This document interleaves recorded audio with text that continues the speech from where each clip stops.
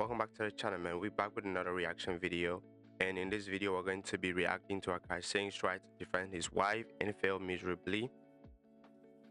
Before we get into the video, man, I didn't post all weekend. I'm sure if you've been watching my videos or if you're a subscriber, you probably noticed that I was sick. I'm not gonna lie to you, I had a serious toothache and my face was all swollen. I had like a lopsided face and my jaw was twerking. Look, if you look right here, I do this, my shit twerking. Like, it's still swollen a little bit, but it was terrible on Friday, Saturday, and Sunday. So I had to, lay off a little bit and just. So I don't take medication. I don't like medication at all. So I had to just sit through the pain. But here we here now. We good, and we're back with this reaction video. Please make sure you like the video, subscribe to the channel, and turn on post notification. Let's get right into this. So husband gets on steroids, he gets fit. The husband just got really screwed in the whole process. He's also kind of like a dumb theming guy. He's manipulated. Yeah, keep going on this. So husband gets on steroids, he gets fit. The husband just got really screwed in the whole process. He's also kind of like a dumb theming guy. He's manipulated. He's so in love with his wife. He's like so cucked out. He just goes along with everything she wants. All right, so that was Aaash around 8 months ago. This guy has no self-awareness and is in complete denial about his relationship, even though he basically just described it there. You know, his wife is manipulating him like crazy, and he's so obsessed with her and wants to be with her so badly. He'll put up with her humiliating him every day, making him look like a cock, spending all his money, and destroying his career. And she has no shame about it. You know, the whole internet is cooking her husband because she keeps disrespecting him. And it seems like she couldn't care less, and honestly probably loves it. Like, she just adds more fuel to the fire every day. It's brutal. There's too much to even keep up with. I mean, like this tweet says, his wife has done more damage to him than any enemy ever could. Like, she even addressed the controversy and doubled down and just said all her haters are jealous, broke losers.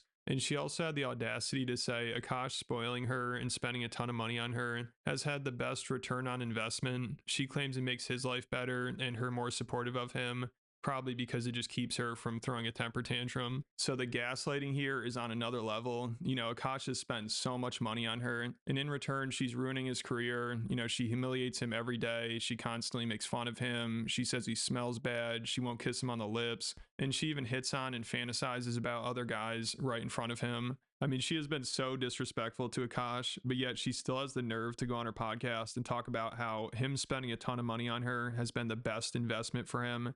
And she really acts like this is a legit theory. Like, the more money you spend on your girl, the better your life will get. And she seriously says it's supported by Chinese physics. So she just sounds deranged. And imagine Aaash having to listen to this every day. It's probably absolute torture. Like, no wonder this guy can't think straight. His brain is probably fried from this shit. Because, like, where the fuck has chivalry gone? Where has chivalry gone? Like, why do these men who make $60,000 a year talking about gold diggers, you don't have any gold to dig? Because the guys that are actually in the 1% tax bracket, they want to do like the things that my husband and Nav are doing. They want to take care of women. They don't want us to be stressed. They want to be in our they want us to be in our divine feminine energy. I said that in. I want to take care of women who are respectful, who brings value to their lives. And just because someone is making 60K, does that mean they do not have a voice? These are the kind of women that will manipulate you, gaslight you, make you think you are nothing. Like, listening to her I'm sure her friends are just tired of her voice because listening to her is so annoying. You know when someone has that annoying voice? Like, literally, like shut up.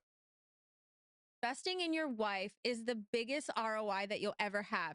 Investing in your wife is not a financial burden because in Eastern physics, this is both in Chinese and like Indian physics and spirituality, like when you treat your wife like a princess or a queen, you spoil her, you give her stuff, you just let her be able to relax. She gets into this divine feminine energy, this divine feminine aura. In return, she starts taking care of you in a much better way. She's so emotionally supportive of you because women are so strong in their EQ and how they can take care of men. And like that energy gets rewarded in the universe. It starts coming back to you. And I can say I'm like a case in point example. Like even before my husband really started making money, he always would find little ways to spoil me, even if it didn't cost that much in the beginning.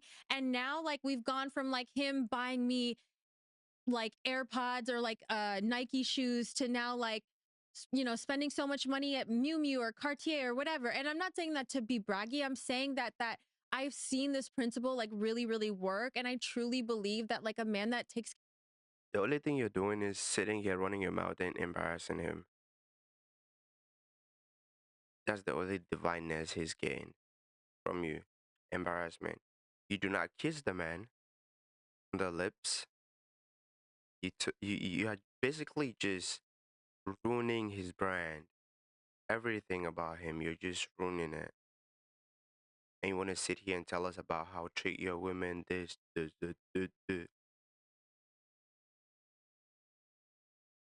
This is my biggest fear when it comes to women like this. I pray every day I don't end up with. I've made a lot of bad decisions, a lot, and I'm still making a lot, and I'm probably going to make more. But the only thing I pray every day and I ask God not to let me do or make a mistake is finding a wife. I pray every day that because I'd rather be single than wish I was single while married. That is something I don't want to do. But yeah, this woman, stay away from women like this who think like this. Care of his wife is like blessed by the universe. Yeah, I wonder why she would think that. Like, this lady's just a professional gaslighter. I mean, she's proven the exact opposite of that theory. You know, Aaash spends so much money on her, and she's just making his life a living hell. She's basically tearing him down to try to launch her own career while still spending all his money. And Aaash is just sitting back, letting it happen. You know, like when all this stuff was exposed, they could have gotten ahead of it if his wife publicly apologized to Aaash for disrespecting him and just said she's being sarcastic or doing a character or playing things up for attention, because there were some people defending her by saying that. And Aaash probably wishes she did that, but of course he has no say in that relationship. And obviously if she walked things back, then it would ruin the career she's trying to build off of disrespecting him. So of course she doubled down and said she's just being herself and she's being open and free. And she brags about how many followers she has. And like how they say, like, to be cringe is to be free. Like, okay, if you think I'm cringe, okay, to these red pill guys or these brown girl haters that think I'm cringe, I'm free though. I'm being myself, and I have 160,000 followers now.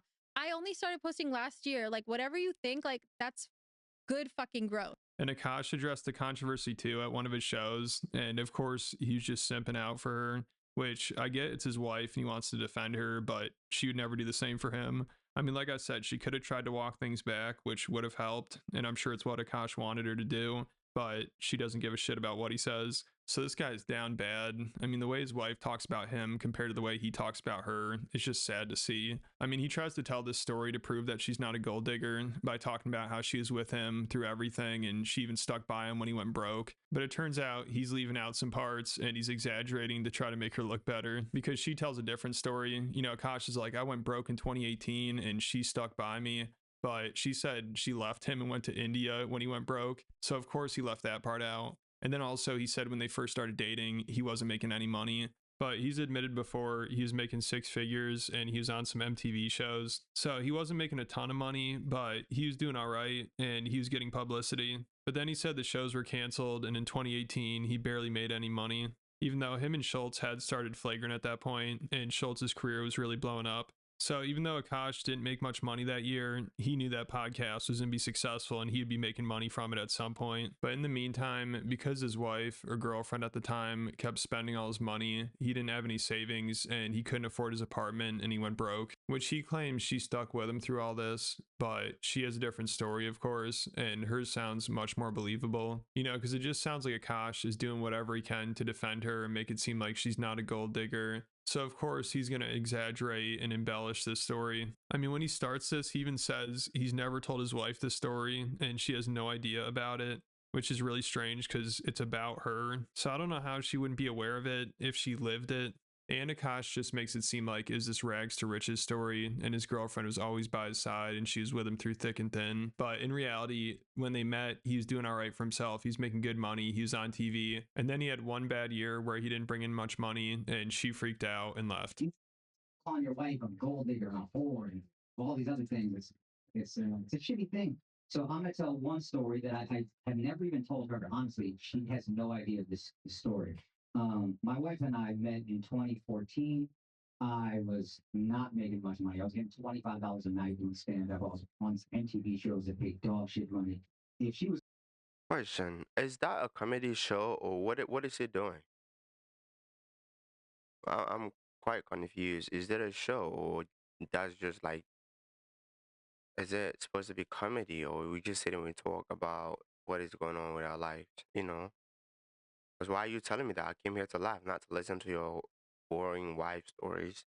gold digger that I didn't even have 10 to get the bitch, to be honest. But then in 2018, I went flat fucking broke. 34 years old, I probably made $4,000 that entire year. And we couldn't even afford the living room we lived in New York City. We had to move out of that apartment and move to New Jersey. So and what's even sadder than moving to New Jersey is I had to save up money to move to New Jersey.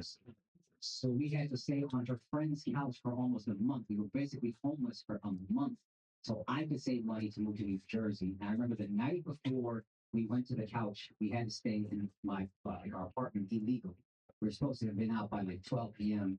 We moved everything out. We didn't have a place to stay. So we had to stay there that night. It was just me and her sleeping on a hardwood floor. I'm 34 years old. She's 25 years old.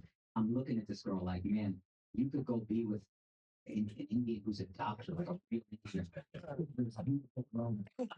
So much ahead of you. Me, I don't know what my life is going to be. I'm 34. I'm fucking broke. This dream might not ever happen, but I'm too fucking moronic to quit. And I have nothing to give her. It's just a light jacket. It's like October, and we have nothing. So I hand her the jacket, and then she said, "What's this for?" I said, "You can use that as a pillow."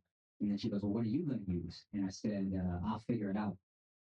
She handed me back the jacket. She goes, "You take this." And then she laid with her head on my chest, her arm around me the entire night.